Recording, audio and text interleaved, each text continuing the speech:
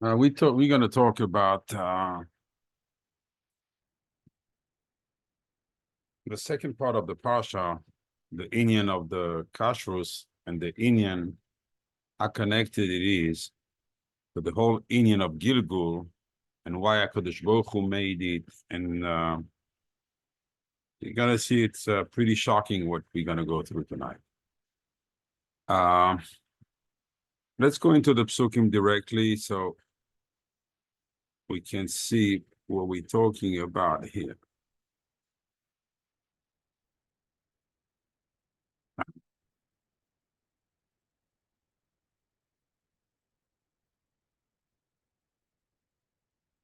Okay, I took all the psukim just to have a background and to show. Every time I ask a question, you learn how. I learn the psukim. Vaydaber Hashem al Moshe ve'el Aaron leimoer aleihem. You know, interesting that Aaron had to be dafka in. If I have time at the end of the shir, I'll explain this. Had to be in this tzivui, and the lashon leimoer aleihem is really superfluous here. We don't need it. You should have you should have said right away, Daber al b'nei Yisrael, as we say in every mitzvah. Leimor, again, leimor aleihem, leimor. Zois hachaya. This is the beast. Asher toichlu. Mikol ha-behema. Make up your mind. Is it a chaya or is it a behema we're going to talk about? If you say Zois hachaya, it means we're going to talk about chayes, like the deer, and all these, these animals, the gazelle, and so forth. But we're not going to talk about this. We're talking about cattle, flock, so it's behema. So why do you start the parasha by saying Zois hachaya? Should have had coherence here and keep on talking. Just say, Zois ha-behema asher toichlu. Oh, mikol ha-behema asher la'aretz. From all the animals that are on earth. What, do you know animals in the sky, you? Or in some other dimension? What it means, mikol ha-behema asher al ha'aretz. I understand there's animals only on earth. There's no animals anywhere else. And we don't eat any animal from any other planet. Anyway, there's none on the planets. But this whole lotion here, we see Zois hachaya and Mikol ha-behema asher la'aretz. This I'm going to answer today. Jeff is going to like the answer. So what are the simanim? Mafreses parsa. She has to have split hooves. V'sheisa sheisa perosis. And the split has to go all the way through. It means even under, it has to be split. Mala is gera, it has to ruminate. Ba behema, in the behema, oisa teichedu. What if I found a chaya that has this? And he's going to mention chayas. The pasuk has a very interesting way. You said, Zois hachaya asher toichlu. Why do you repeat here? Ba'behema oisa toichedu. You already said it. However, I'm going to concentrate more, so I'll explain that part also. I hope we can get to here. So now you know what are the conditions in order for a behemoth to be kosher. It's three things. Has to have split hooves. You can see on the top. Has to be split all the way to the bottom. And it has to ruminate. That's all. And the Torah goes now, whole extension of psukim that we don't really need. These one you should not eat. Mimale agera, they ruminate. Or mimafrisa apasa, and they have split hooves. Es hagamal. Himale gerahu, because the camel ruminates, but he doesn't have hooves.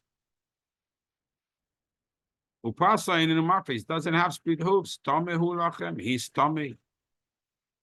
and so forth.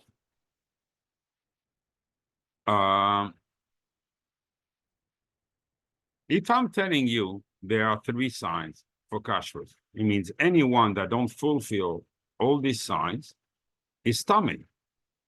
Why do you come back to me and tell me on each one? Look at this. Vesa shafan. I don't know what the shafan is. Kima legerahu. Because he's also priest, but he would not, he doesn't have hooves. Tamihu lachem, you know, like a horse, he has hooves, but he did not split. So you're going to tell me each one? No, you just selected these 4. Why? Because there's plenty more. Vesa neves and the rabbit, kimalas gera, he ruminates, but doesn't have hooves. Again, and you repeat also every time the very reason. It only has 1 siman of Kedusha. But you already told me I need 3 simanim of Tahara. I shouldn't say Kedusha, I said Tahara. 3 simanim for an animal to be eatable for a Jew. And then we're going to keep on. Vesa Chazir. Oh, yes, this guy. Kimapris Parsa, who he has split hooves. Veshoisa Shesa Parsa, and he goes all the way through. Vehu Gera Loigar, but he doesn't ruminate. Tameu Lachem, his tummy. Mi Besaram Loisechedu. But you already said, Acheze Loisoichlu. Number 2, they are tummy, so I cannot eat them. Now you're going to tell me from the meat I cannot eat. Uveniv Losam Loisigo. And you shouldn't touch the dead body. The tummy. What's going on in this whole part? The apostle could have said, and the Torah said, just that apostle, these are the conditions for you to be able to consume meat. An animal has to have the 3 conditions. And anyone that doesn't fulfill these conditions cannot be eaten. Look at this. It takes a line and a quarter, and each one here is going to take a lot more. What is Moshe Rabbeinu here telling us? What is he coming? Obviously, he's not talking about kashrus. Because kashrus, we know from the first passage. What is he saying?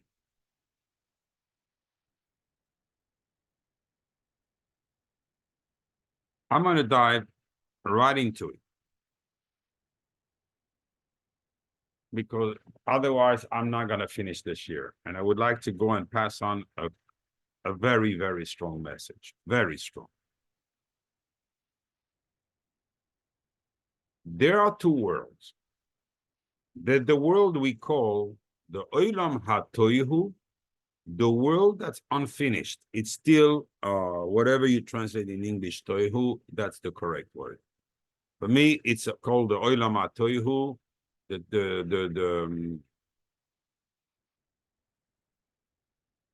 For those who learn on Shabbos with us, I'm going to explain you just in a second. You see the 10 spheres that they have a shape.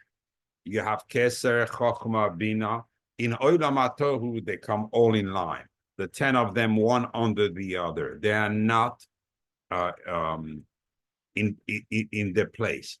The tikkun of this world is to empty out any kedusha that fell or that's still inside the Olam HaTohu and get all the spheres in the shape that just for you to for the others to understand. Let me see. It's right here.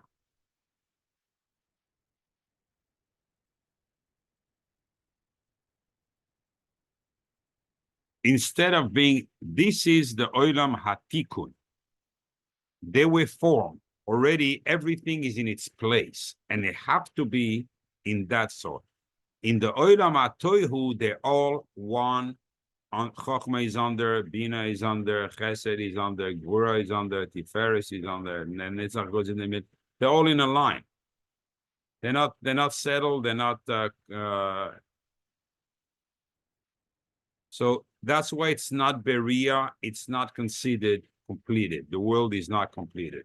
Exactly as our world was, and then there was a completion, and they went into the correct place, and then you have a body, a creation that can perform.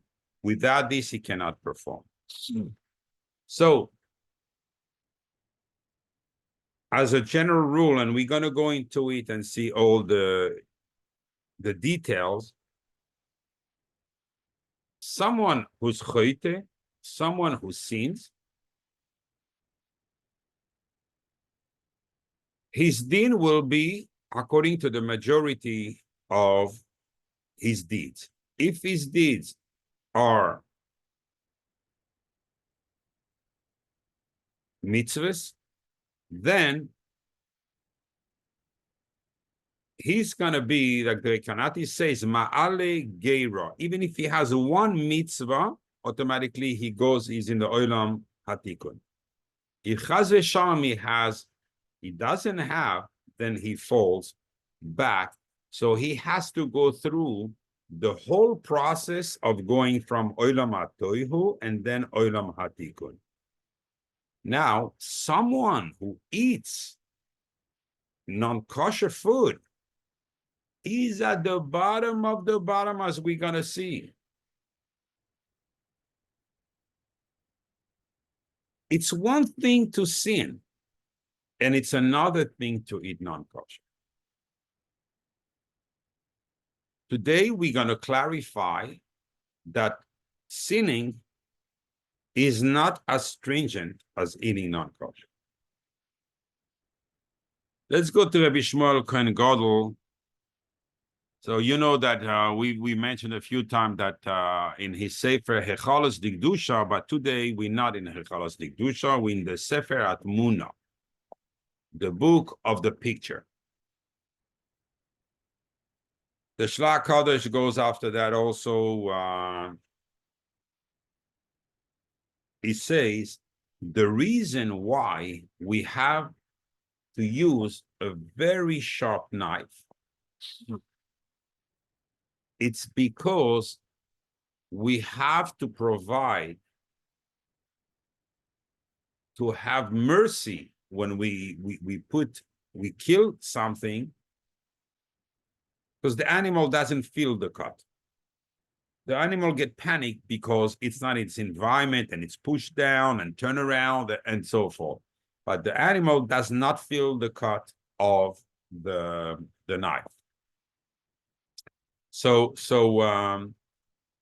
why do you have? Because your friend is there. What? Yes. Every animal that's brought to the table of a Jew that goes through the process of shechita,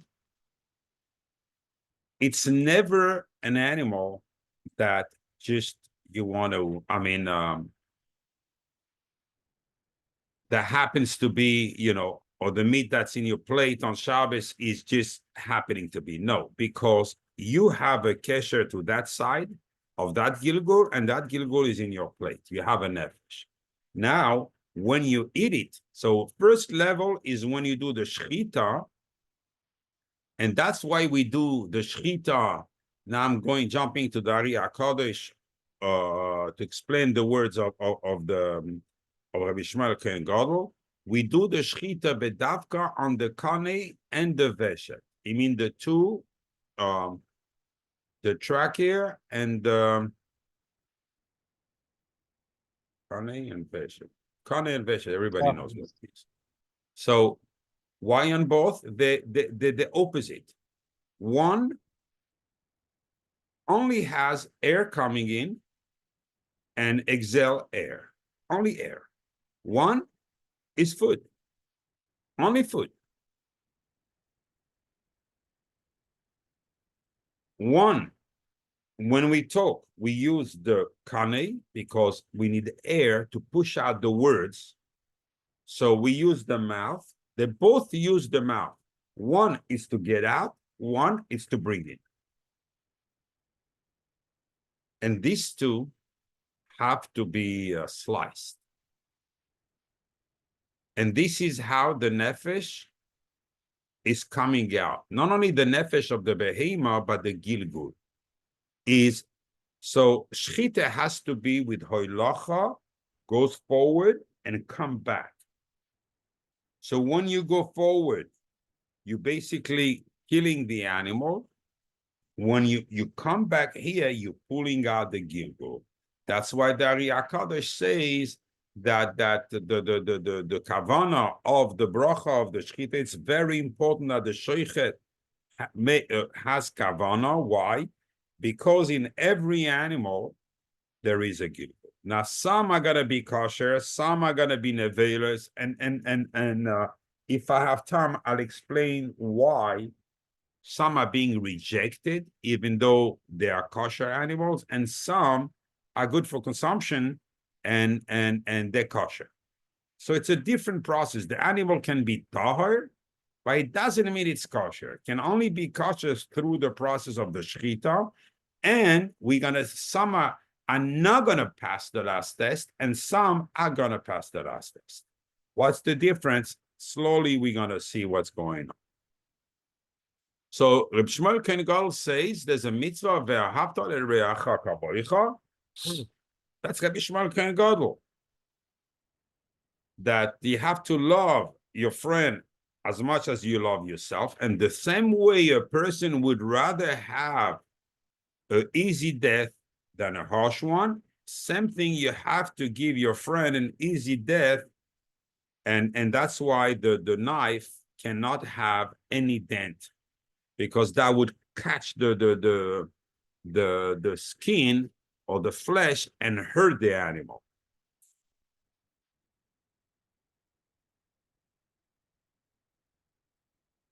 In his sefer Tamei HaMitzvos, many Rishonim have a sefer, even Achronim called Tamei HaMitzvos. They wrote on the mitzvahs.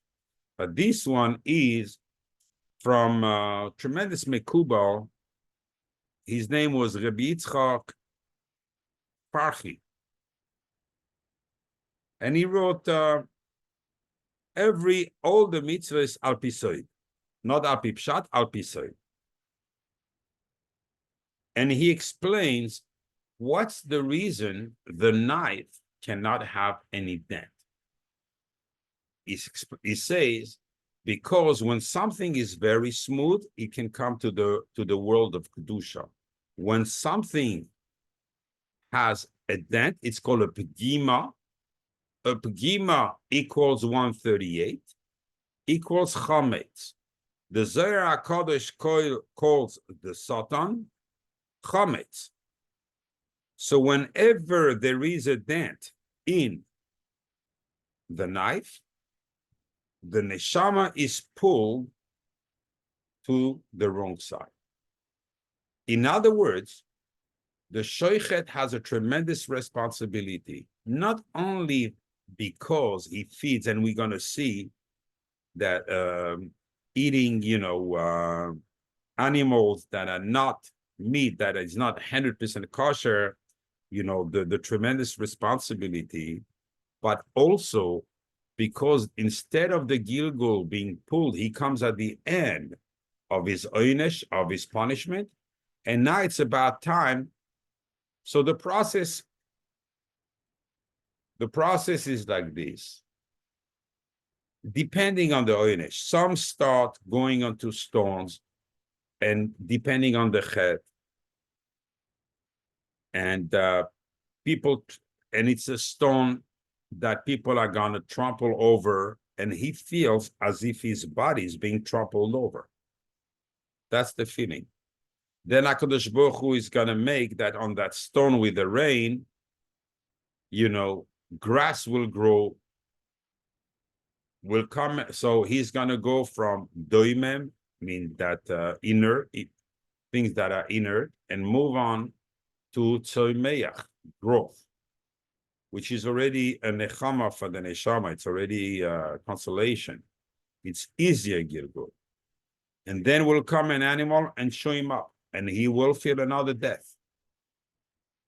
But at least he's going to go from tzomeach to chai. Hopefully, it's going to be a kosher animal. HaKadosh Baruch Hu will make that this animal will get shchita, a kosher shchita. And at that point, he's going to go from chai to medaber. When a person will eat it with bracha and everything, he will go and attach himself to his own neshama. And when that person will leave the world, he will bring up all these neshamas together with him. This is the huge chesed a person does. We love the thing in this world. Yeah, it's great. I have an organization and I do chesed in here. This is the asker. This is the tip of the iceberg. There's a huge iceberg on the water is when you do the brachas with intent, because you know that in your food, you're helping other Jews that didn't deserve to come up, to go to Shamayim, to go to Gan Eden. And now with your bracha, you're going to make the difference. You're going to get them out of that place, and they will be connected to your nefesh. They will live through you. And when it's going to be our time to go, we're going to bring them up. So a person will see himself, because he sees himself when the neshama departs the body. For the person that departed, there's no difference. He looks at himself, he's himself, he can talk, he can think, he can move, he sees his nefesh has the same shape as his body. And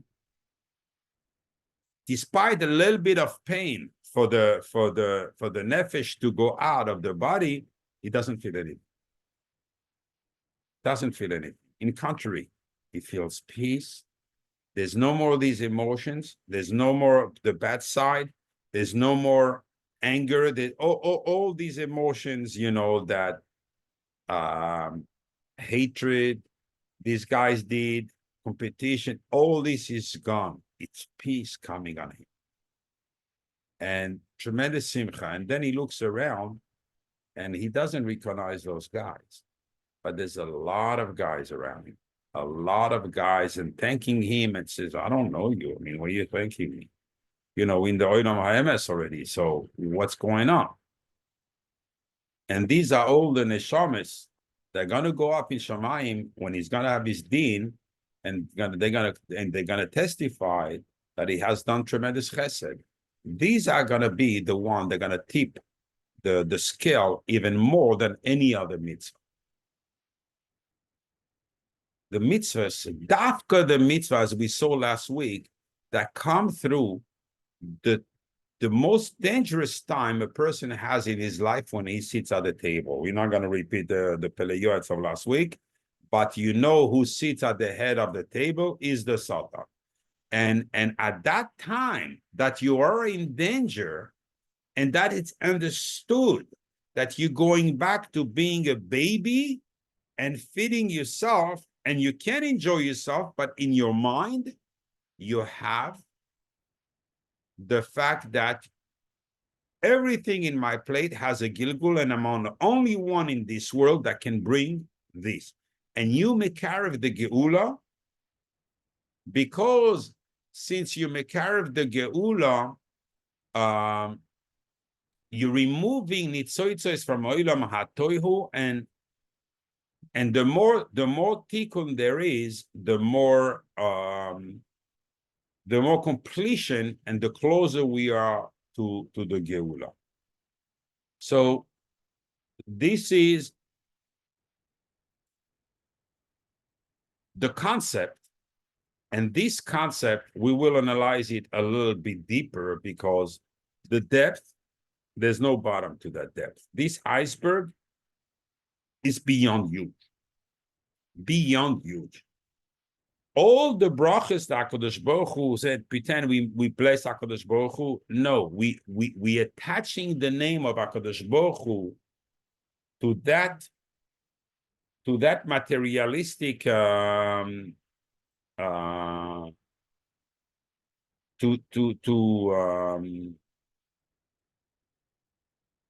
food, and with that, HaKadosh Baruch Hu will help elevate the gilgul and bring it to the level of a person. So now we understand pegima, now we understand the knife. I'm not going to go into this 5 levels of, it's brought down in Shulchan Aruch also, that someone who presses, there's 5 trefois, why 5 trefois and everything. I'm not going to have time to go into this. I see the time flying, mamish.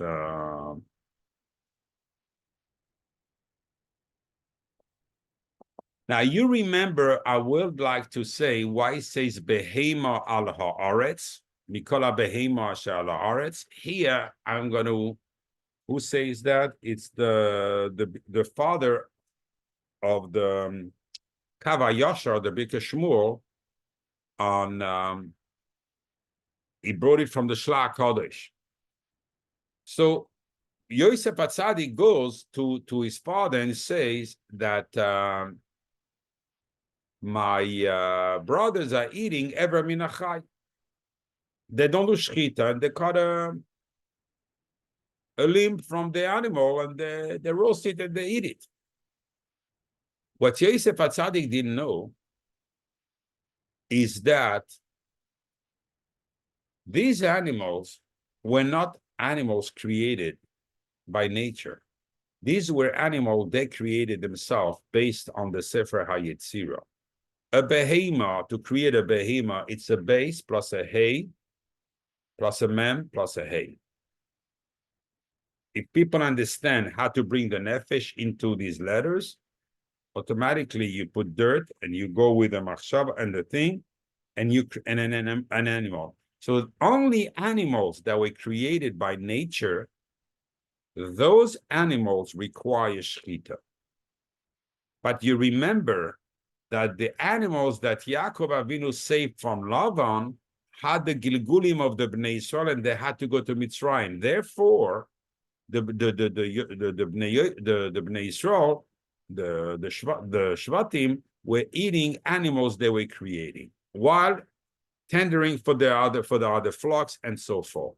But Yosef Atzadik held that because of Marisa, so these animals, they're not really animals. They are, and they don't have the same feelings. That's why on the Golem Yiprak, people could puncture him with a knife and everything, he would not die. He doesn't feel anything, doesn't bleed, doesn't. It's a different concept. These are not the same animals as we have here. So they knew the halacha, and they didn't have to go through shchita. However, because other people would see them and it would be marisa ayin, and suspect them from not applying and the halacha, therefore they were mechuyev to do just for others that would see them, that they should not suspect them. They were mechuyev to do the shchita, and that was the whole. And that's why it says behema ala aretz, because there is a concept of a behema which is not from the land, which is not born from a male and a female. We're talking about behemoths created by. So the Torah here gives us in the hint, the halacha, that all animals, someone knows how to do the thing. No Sefer Yetzirah that was written by Avraham Avinu. He knows how to be metzaref the letters, to combine the letters. He's in the desert. He's not going to die of famine. He's got to have plenty of food. If he knows how to be metzaref the letter mem plus yud plus mem, he could be in the desert. He's going to have water. It's not going to have a problem. In other words, there's nothing in the Bria that HaKadosh Baruch Hu didn't give us the key that we cannot do. Everything is written down. Since Abraham Avinu, we even know that. The Tiferes, the Rabbi Yonasan Eibeshis comes with a different angle and explains, Al Pi Dari HaKodesh, why the Bnei Yisrael, there was another time when we did not need shchita. That time was when the Bnei Yisrael were in the desert. Even though these animals, so it was after Yetzias Mitzrayim, so they were eating their flocks. So even though they were created naturally, and the Torah says you have to shech, despite that, they would not need to shech. They would just kill the animal their way, and it's called nechira. I'm not going to go into this, otherwise I'm going to get lost in on sidetracked. But they didn't use it. Why? Explains Rabbi Yonasan Beshitz, Zecher Tzadik v'Kadosh Libracha, that why do we have to go through shechita per se? There's another thing that the shechita does is the animal feeds itself on grass. So anything below animal, the gilgul is not good. It's not corrected. It's brought up, but sometimes you have some neshamas. The Satan pushes neshamas of his inside the animal. Either the bad neshamas or the neshamas that have not accomplished, the punishment, and therefore they would harm a person.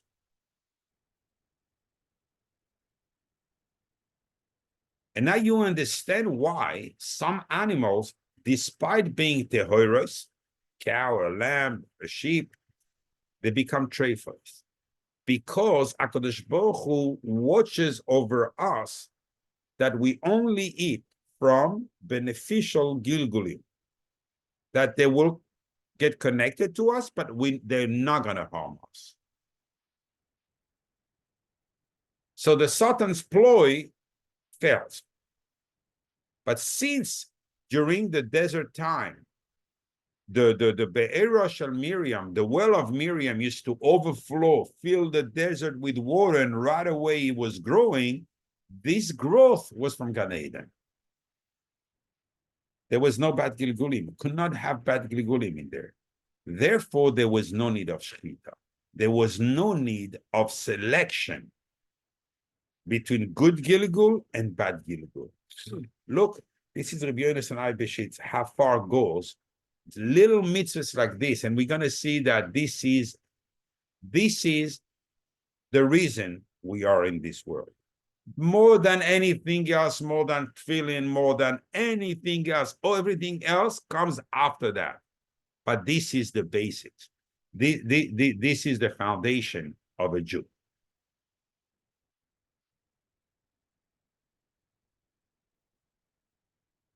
Rabbi Avraham Azulai, the great-grandfather of the Chida HaKadosh, explains, adds also another aspect to it. And he says that when the responsibility of the sheichet is that Torah says in the Pasuk, when there's an aveila la kelef tashlichunoi, so you have to throw the meat to the dog. You're going to pay attention. It says the dog. It doesn't say the dogs in plural. Which dog? So he says when he didn't pay attention to his knife, and there was a dent in the knife, so now it's a neveila. What's neveila means? Neveila means he goes to naval, to the disgusting one. Who's the disgusting one? Is the Satan. Who is neveila? That's his female, the lily, the sun and the lily. That's what he does to the Gilgul. He basically took, that's the responsibility, instead of correcting that neshama, for sure, HaKadosh Baruch Hu had the cheshbon.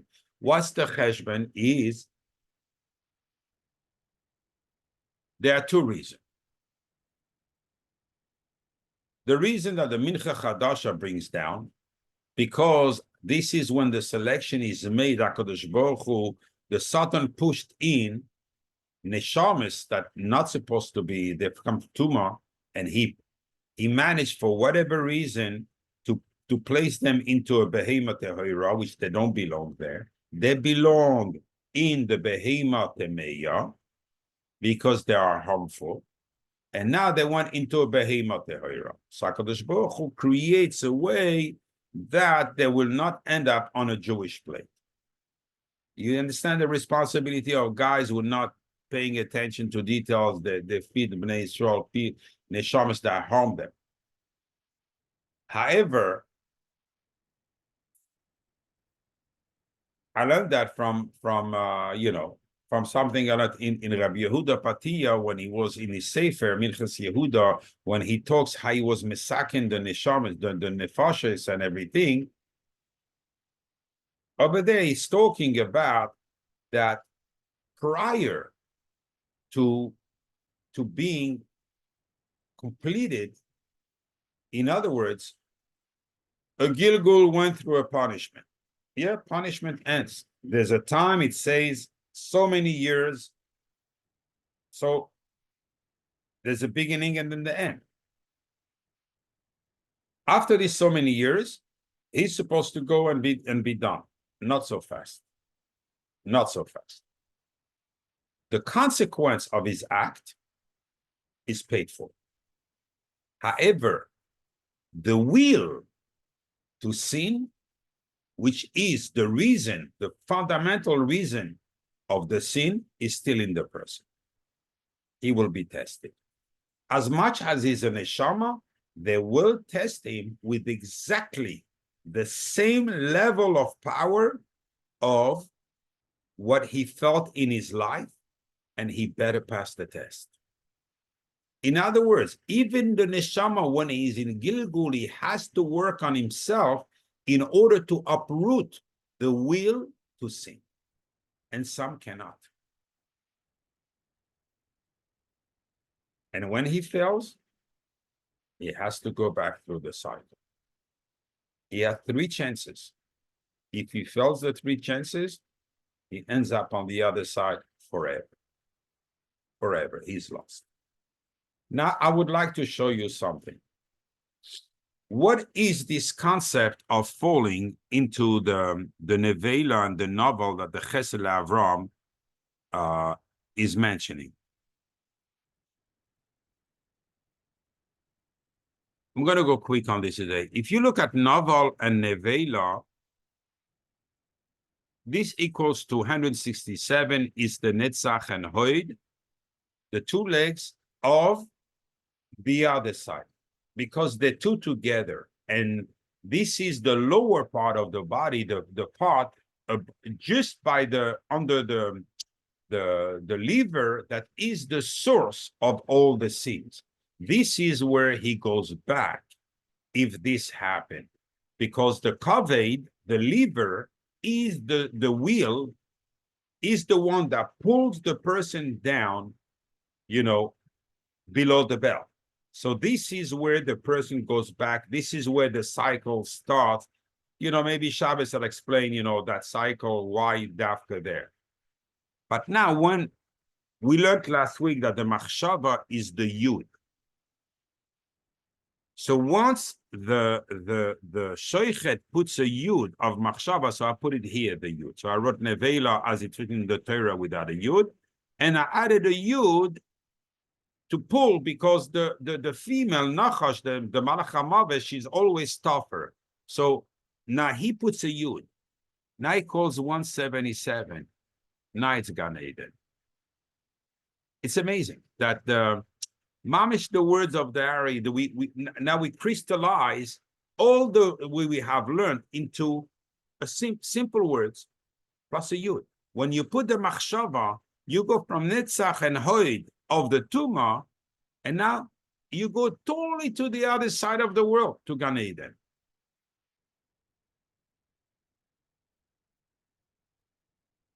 Let's move on. The Zohar Kodesh says the stringency of eating non-kosher is so big that it affects both worlds. In other words,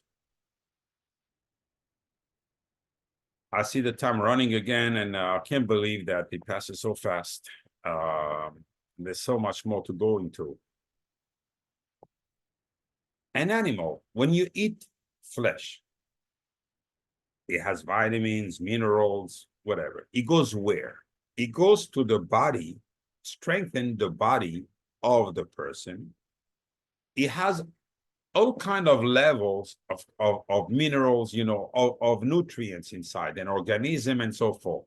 The best one are going to the heart, and it takes them, put them in the blood. And to tell you that the best, very minute part will touch the nefesh of the person to keep him alive, to give chiyas. Most of it goes to the basar, which is the flesh of a person. Basar goes to basar, you understand. Now, when a person, his outer crust is made out of, even in one part of him, something not kosher, he affects the nefesh. He could be a tzaddik. He's never going to see Olam Haba. Never. I didn't say he has to have a oynish for a certain time. No. There is a smell because the bad spirits that are in non-kosher animals, not only they harm, but they stink, says the Zohar. And despite the fact that he is a tzaddik, there will not be the neshamas on the other side cannot withstand the terrible smell of evil spirits. And therefore, that person cannot go to Olam Haba, he's rejected. In other words, we think that eating something which is not totally kosher, for me to put it in a nice way, which means unkosher, is no big deal. However, it does affect. So you see, another chet, someone does, I don't know.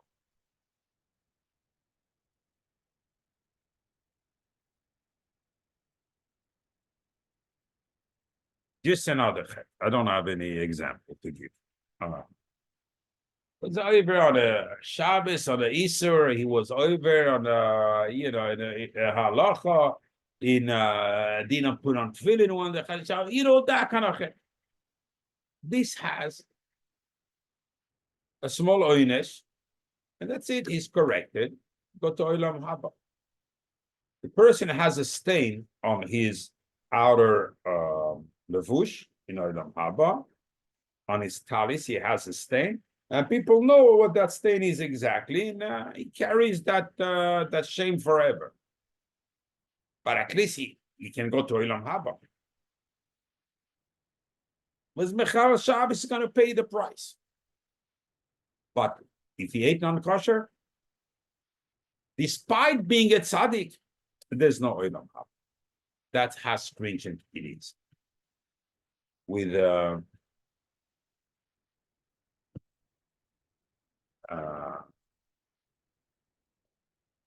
eating non-kosher food. The pagam can never be corrected. Never, ever.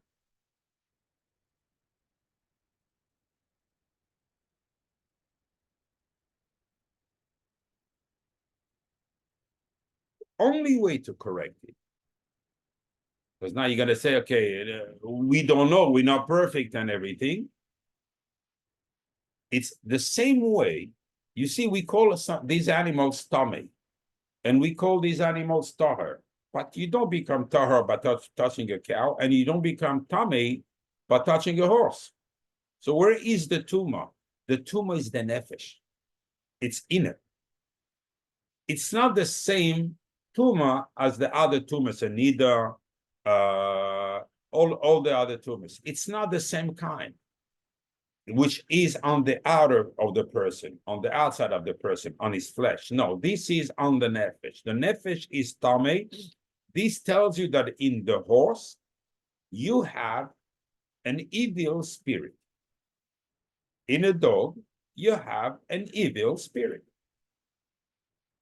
So those Chinese people that eat dogs, you know what they're made of?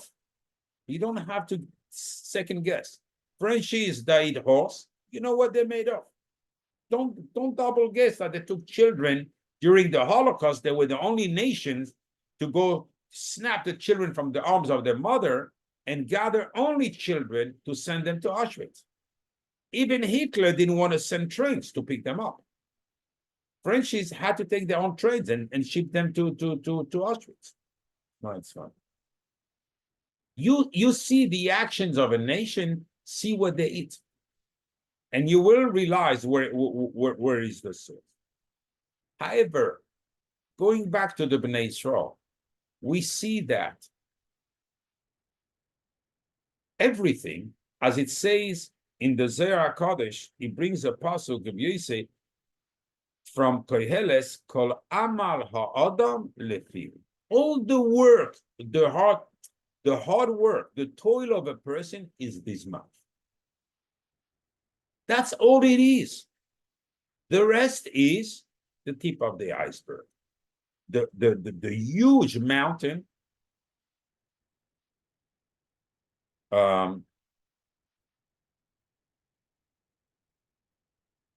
what is the pasuk? The Har Hashem, the mountain of HaKadosh Baruch Hu, is the mouth. The words that come out and the food that go in. The in and out, which are exactly the two trackies that exactly we cut through Shechita. So there's nothing we can do with the mouth that doesn't require 100% of our mind. You know, whether we speak, whether we eat, we need to have the machshava assessing everything as soon as, because kol amal ha'adam lefiu, not only in this world, the next world, the huge share of olam haba depends on the mouth and exclusively on the mouth. I thought I'm going to have time to explain you the shechita, but I don't.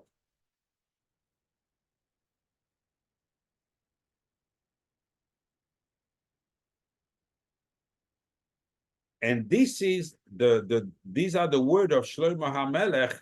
It says, "Kol amal ha'adam lefiu," that all the work of a person, the toil of a person, is his mouth. Meaning, also the reward is going to reap. It's going to be according to the use of his mouth. Now he can have done a lot of mitzvahs and true chesed with his neighbor and everything. But he was not stringent on kashrus on his table, and therefore he's not going to be able to see Olam Haba. You're going to tell me it's not fair. The guy has done actions, but remember, he has done mitzvahs on the outskirts. The inner mitzvah is when you go face to face with the Satan and you pass the test. When you put your feet under your table, you're sitting across from the Satan. Now you're dealing with you and your inner will to enjoy, to come up with something, to start talking dvarim betelim. So you're going to be in and out, in and out. And Twana Islam, all your toils, I only, to the wrong side. And there's nothing. So, and this is the basics. So now on the outskirts, you're going to do mitzvahs. I'm sure HaKadosh Baruch Hu has a good reward for this, but they're not meaningful as much as behaving like in achila and shtia, when you eat or when you drink, and you have the machshava anchored, because this could be on one end. Full of olam haba, great reward with people because you watch your mouth, or chas v'shalom, it could be rejection from olam haba forever. What is the remedy to this? Kane Kufnun Hey is the Shem there for the Kavanah of the Shoichet. That's why we call the Kane. You understand that everything is very meticulous in the Torah. But the mikveh is Kana, is 155, is Aleph, Hey, Hey, Yud, Yud Vav Dalet, Hey, it's called 151. With the 4 letters of the Keye equals 155. This is exactly the Kavanah how we metire. So us, because we have a body, we can go to the mikveh. But the Shechita is the mikveh for the Gilgul because he's moving from animals into human. And you don't want to bring him into yourself until, he's finished with his punishment. But now he has to bring up to a new level to be into you, and he has to be tahir, so he's not metame the person. So he's getting his mikvehs through the Shechita. But a person that goes through mikveh to be metar his body from machalos asuros, says the Zohar, he works. He becomes tar. Now, we saw the game with Nevela, that on one hand, it's the Satan, you put machshava, you are in Gan Eden. Yes. So you have to go to the mikveh with the intent to purify yourself from any machalos asuras. Other one, that's how we say al chet on Yom Kippur. But if you don't go to the mikveh and remove the sin, the bad, because evil spirit cannot stand water. So once you go into the water of the Dusha Tapavis, they gotta run away.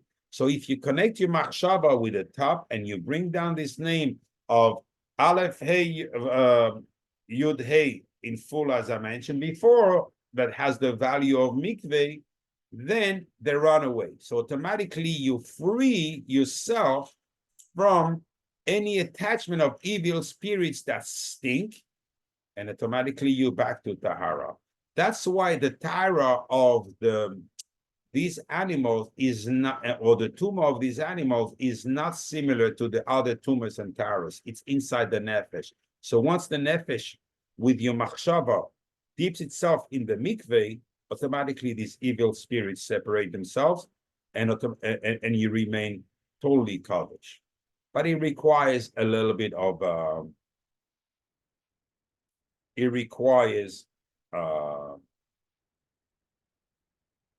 little bit of machshava. I would like to prove everything I have said through the words of the Pasuk. Re-anchor everything into why HaKadosh Baruch Hu told us exactly to do this and not that. And it's really mind-boggling, what we see behind the words. It's really, I mean, at least me, my head exploded when I came up with this. It's mina shamayim. I didn't come up with nothing. They put it in my head. So let's go a little bit into a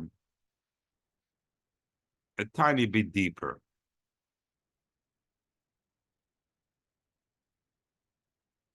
We saw last week v'hiskadishtem v'yisem kedoshim. We have to be kadosh. So yes, if I go to the mikveh, I'll become kadosh. So v'hiskadishtem is enough.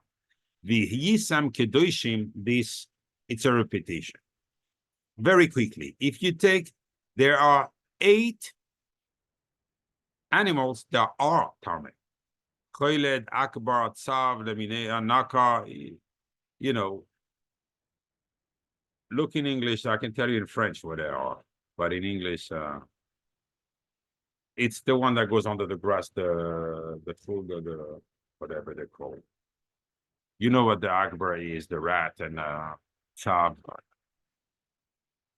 If you take those 8 that are aser with the word tuma, equals v'hiskadishtem v'yisam kedoshim. There are two levels. You can be on your way to become Kaddish, but we can never achieve Dusha. Dusha comes from up there down. And how do I become Kaddish? It has to be given to me. I have to elevate myself from Olam HaAsiya to Olam HaYetzira. That's my level of Hishtadlus I have to do. It says in the Pasuk, Kel Hashem Vayorer Lon. When you reach Kel Hashem, it's the Pasuk we say in Hallel. Kel Hashem Vayorer Lon. When is HaKadosh Baruch Hu? There's much more in this Pasuk, but since it's not in this Parasha, I'm just going to go very quickly. When you get, this equals 57. How do I get to Olam HaYetzira? 57 equals Mizbeach. When I have something on my plate, like the President of America that loves ice cream, you always see him with an ice cream in his face. So if you decide, HaKadosh Baruch Hu, I know I'm indebted to you, I didn't do all the right thing. Today, I really want an ice cream. I'm going to eat half. I'm going to leave the other half. Just going to take one bowl instead of two bowls. This is the biggest korban. This is Mizbeach. Kel Hashem 57. Mizbeach 57. Zon that feeds, which is the Sgula of Parasha, is 57. Then HaKadosh Baruch Hu right away sends the light. So you see how easy, it's not so hard to elevate yourself from Olam. Always has to do with the mouth. Whenever you control your mouth, you want to answer someone and you raise your inner eyes of the Das HaKadosh Baruch Hu, I'm going to withhold my response to the guys and everything. I don't want to hurt anyone. And I'm going to take the design. I'm not going to say anything. This is a huge korban you did to HaKadosh Baruch Hu. HaKadosh Baruch Hu Vayorer Lon. This Kadishtem, if you do the beginning, you're trying to get to the Zon, to the Mizbeach, you withhold yourself a little bit. Says the Ravid, is brought down in the Peleyoetz. This is bigger than all the Ta'anisim, all the Sigufim in the flagellations and everything. More than anything you can do, take away from your mouth. Now we see, Kol Amal Ha'adam Lefiu, what Shlomo HaMelech says, all the toils, it means even the reward for you want to correct. If you correct through your mouth, the correction is very simple. Yes, do tshuva on avoidance, on this and on that is extremely hard. But if you use your mouth as a bridge to get to the other side of the mountain, it's very simple. There is the hard way. Yeah, stay on the outside, stay on the cross, on top of the iceberg. Go have fun over there. But if you use the mouth, anything related to the mouth as a mean to get to tshuva and everything, you can become tahar and kaddish right away. There's no lag, there's no time, there's no tanisim, there's no sigukim. Doesn't matter what the person has done. We say, Shlomo HaMelech says, Shomer Pivul Shoinoi, the one who guards his mouth and his tongue, Shomer Mitzaros Nafsho. All the tzaros of the person are either depending of what goes in or what comes out. When it goes in, you don't really use so much the tongue, so it's piv. Ulshoino, because to pronounce the word, we're using the tongue, Shomer Mitzaros Nafsho. He didn't say gufoi, he's talking the nefesh too, forever, because everything that happens through the mouth, whether the good or the bad, is forever. The mouth is the easiest place to sin with. And once a person goes and controls it, HaKadosh Baruch Hu sends a tremendous kedusha to the person. That's why the thing, Kol Amal Ha'adam Lefihi. All the work of a person should be concentrated on the mouth. Automatically, You will be under the lights, which is the Ralab, Absagma Ben, the four names of HaKadosh Baruch Hu in full, Atzilus Beria Yetzira Asiya. And you want to understand how you projected back there. You want to understand how you understand. You want to understand why you have lasers in the eyes. And now it's not a hunch anymore you have. It's knowledge. You don't understand with your heart who's in front of you, but automatically it seems like you know. What do you mean? I know. I don't know. I don't know the guy.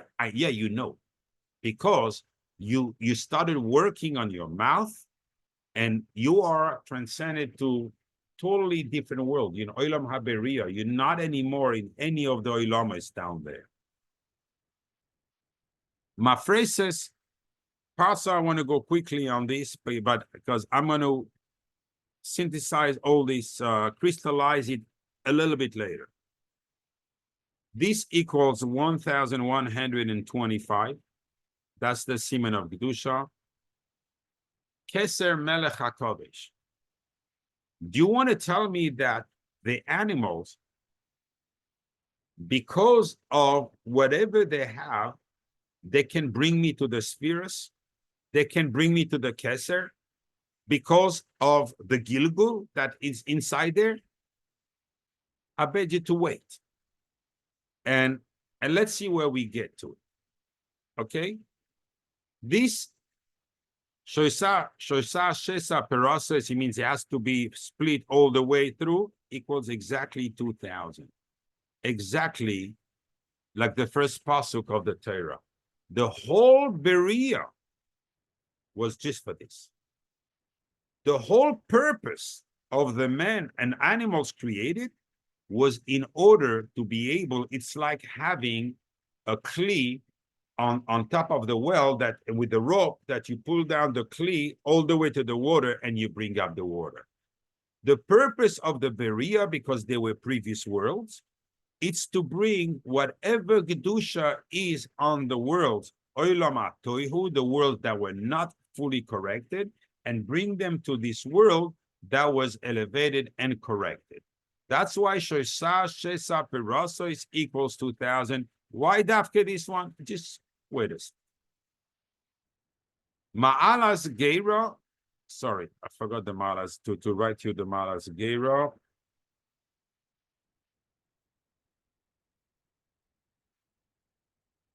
Just to see where we are with it. Let me copy just from here.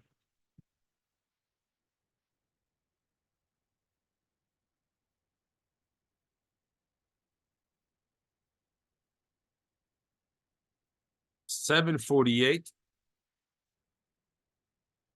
equals Or Yisrael.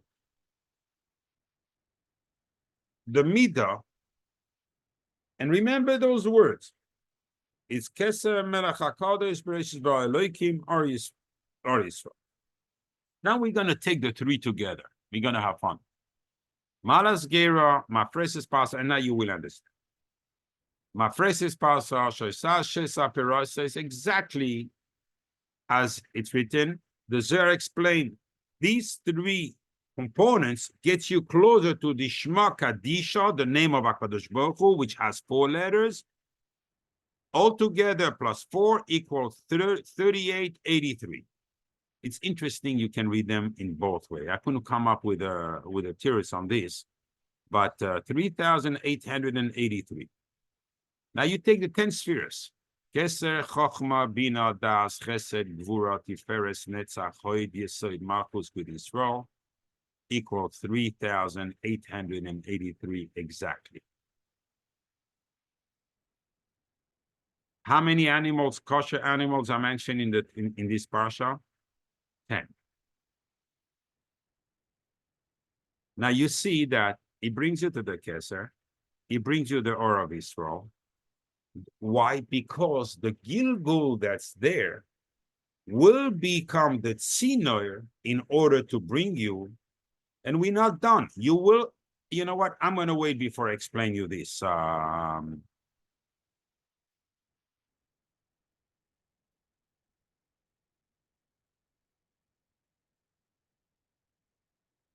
I want to jump quickly before, and I'll explain both of them together.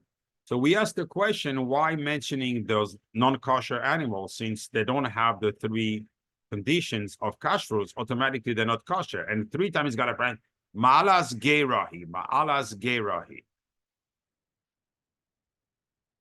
The Rekanati HaKadosh, Reb Menachem Rekanati, is a Rishon, explains, based on the Midrash, it's Midrash Vayikra Rabba Yud Gimel Hey, that Gamal is bothered. I cannot explain in length that I don't want to go into this. I just want to go onto one specific point. It's bothered. Moshe Rabbeinu told them about the 4 galuyas that will go in. Honestly, that's what the Midrash says. I said, honestly, middle of the kashrus. I love the allegory here. You know, we have 4 galuyas, and we're going to mention 4 non-kosher animals. But the Midrash says Gamal is Bavel. Kima'ale Gerahu means it's going to pull after him another galus, Yavar, which is the Shav, which is going to pull another galus after that. It's not, Shapan is not. The second galus is Madai. Madai, that's going to have Haman. Yeah, the Midrash goes into that. I'm not going to explain this now. So you have, he's going to pull, and he's also Male Gera, meaning he's going to bring up another galus after him, which is the Arneves, which has long legs in the back, short legs in the front, because there's a reason, the Rekanati explains. But again, I don't want to drag on here. So you have the Arneves, which is Yavan. Kimale Gerahi. It has also, it's going to pull another one, another galus, which is the Chazir. The Chazir is Edoim. Why Edoim? Because Edoim pretends to be just, fair, moral, like Esau that went to marry a woman at 40 years old, the daughter of Ishmael, because he wanted to pretend he was like his father who got married at that age. But the truth is, Edom is the worst of all the nation. Disgusting, metunaf, dirty, like the Chazir. He shows his hooves that they split to show his kosher, but he put them in front of his nose as a rekanati, and he's a thief. He takes money from people without, and this is what we see today in America. There's no justice. No justice. As much as you say this to judges, they'll put you in jail. You tell this to the DOJ, to the FBI, they'll jump at your throat. No, there is no justice in this country. If the ticket to justice is to be paying hundreds of thousands of dollars for the person, it's not reachable. Torah says, a dime that takes money, all his dinim are not dinim. They're not even holding. Why? Justice has to be accessible to every person, not only to the rich. So now you use the lawyer as a threat here in America. So it's extortion. It's a way of, under the hooves, to do extortion. Now, why? The main question is why here? Talk to us about this. And this is where I'm going to give it to you now with one sentence, and you will have everything coming out of it. Because of kashrus. Says Moshe Rabbeinu to the Bnei Yisrael, you see those 3 conditions you have, keep them with you.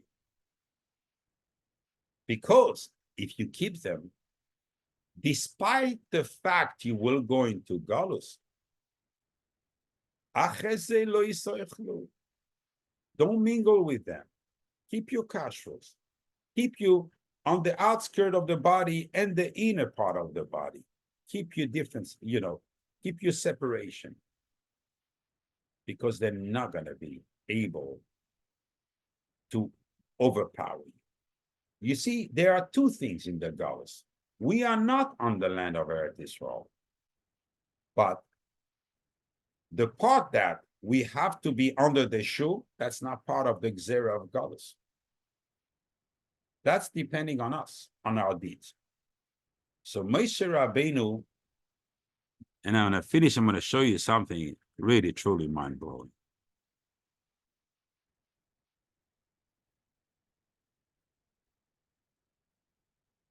Ma'alas Gerahi says Moshe Rabbeinu, forgot how much it is, 764. That was my address in Lakewood, 764 South Lake Drive.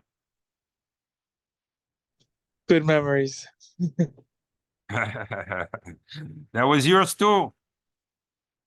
It's the name in the Bina side. Yud, Hey, Vav, Hey in full and double fill. The Yud, now we fill it up. It's called Milui de Milui, meaning you're going to full extent, it says, because the Bina is still with you. And as long as the Bina, which is Olam Acherus, the world of freedom, they cannot against you. That's why every pasuk repeats, Kimale Gerahi, Kimale Gerahi. In these three Galuyos, there is no Gzera of suffering under the shoe. Equal Tzion Virushalayim. You can just be as if you were. Tzion is the place of the Beis Hamikdash, and Yerushalayim is where Tzion is. The Yesod and the Malchus are with you. Every time when we want to image, saying we're talking about the Yesod and the Malchus, sometimes we say Tzion Yerushalayim. People know, but if you don't keep kashrus and everything, then 764 equals Nachash Ali Tzur. Tzur is the Shechina. Like when the Moshe Rabbeinu hit the Shechina on the Tzur, on the cellar, to bring out water. It's Ateres HaYesod. Ateres HaYesod is the Malchus. Since the Malchus is going to be under the Nachash Alei Tzur. Nachash over the Shechina. Then Bnei Yisrael, which are the children of the Shechina, automatically they're under the Goyim. However, the last one, it does not say Male Gera. So we will suffer under Edoy. Yes, that's part of the last one. And it's called Chazir. You know that the Chazir will become kosher at the end of the days by Mashiach. Why it's called Chazir? Hamachzir Atara leYoishna. Because after him, there's no more gods. Everything is finished, meaning we have completed Lesaken Oilam B'Malchus Shakai. The Oilam HaToihu has been emptied out from the Nitzoitzois, and everything was brought up to the Oilam HaTikun. So it's Lesaken Oilam, the Oilam HaToihu B'Malchus Shakai, now in the world of the Tikun, that everything was Mesut. And that's why it says about him, Vehu Geira lo yig. It's not Male, it didn't say Male Geira, the Lashon, it changed the Lashon here. This equals to 470, which equals 10 times Keye plus 10 times Yud Kevavke. Together, meaning they're full. The name of HaKadosh Baruch Hu, of the Chochman, the Bina, they're full, the Yud Ke is full. When the Yud Ke is full, Amalek is dead. Zirchon Amalek, so if you take Amalek and open it up in full, it's Ayin, Mem, Lamed, Kuf, 470. When one stands, the other one cannot stand. It's a game of balance here. So the 10 times, now you understand why in the kashrus, everything Kol Amal Ha'adam Lefihu. Everything that a person does that should work, his machshava should always be in order to control his mouth. His Gan Eden depends on the control of the mouth And chas v'shalom, the no Gan Eden also depends on the control of the mouth. All depends who is the Gilgul. Sometimes a tzaddik goes in Gilgul, but you have a tzaddik in you now all of a sudden, and he's going to try to help elevate you. How do you help him? With the machshava, you elevate him. When you have fish on the table, why we eat fish on Friday night, says the Ari HaKodesh? Because the tzaddik, not going to explain what he says in Shar Gilgulim now, but just going to tell you so you understand, because the nefashos of the tzaddikim like to go into fish. So we never, so every fish that goes on the table of a Yid on Shabbos, that fish, that's why the rabbis also are makpi to eat on the 3 sudas to eat fish, because every time there's a nefesh of a tzaddik, and you never know that he's going to stay with you a little bit, and he's going to try to enlighten you and elevate you. That's why we eat fish. But in the meat that it's a chiyuv on Shabbos, it's because you do a chesed to the Gilgul by bringing him up. Or chas v'shalom, you said dvarim betelim on the table and everything, you push him off, and you're going to pay, and the person is going to pay the price for this. So we realize automatically that the mouth is a vehicle that has tremendous importance in our life. The din of a person, that's why when a person comes to din in Shamayim, he has no voice. There's a malach next to him on his right and one on his left. One is a prosecutor on the left, and one is a defender, is a lawyer. I mean, I don't want to use that word. Is a defender, is a sanegor on the right, and he defends. And the words he feels saying, they say exactly what he has in his mind, because his mouth is being judged. Therefore, he cannot use it. Yehi Ratzain. It's really always been a tefillah to me that it's so hard. How many times when you start having a machshava, how many times we fail with the mouth, the number of times a day is tremendous. That Yehi Ratzon HaKadosh Baruch Hu should help us, all of us, that we should be zoiche to through the mouth, to control it and to be able to bring nitzoitzes from the oilam hatoihu to the oilam hatikun, because there's not so many left. And with it, we'll be zoiche to geula shlema b'mei Rabbi Yameinu. Amen.